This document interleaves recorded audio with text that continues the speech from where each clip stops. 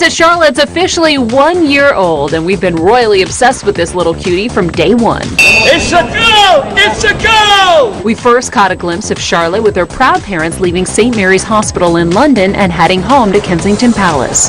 And though we haven't seen a ton of the tyke since, we do know what the first year of her royal life has been like. It's very special having a new little girl to the family. We caught our second peek of the month-old princess when the palace released this photo of her in the arms of her big brother George. Very lucky that George's got a little sister. Like William and Harry, we're guessing the adorable twosome are pretty tight, and while we don't know what their playdates involve, we're picturing royally awesome tea parties. The next month, the family of four had their first outing at Charlotte's christening.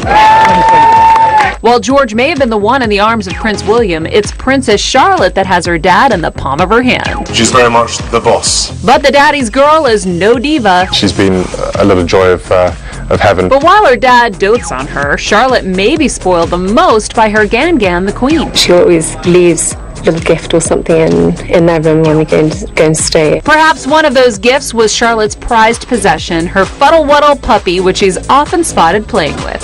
Charlotte also loves playing in the snow, as we saw when she was seen with William, Kate, and George in the French Alps in March. George and Charlotte will discover how lucky they are. And the 1-year-old already knows the importance of accessorizing.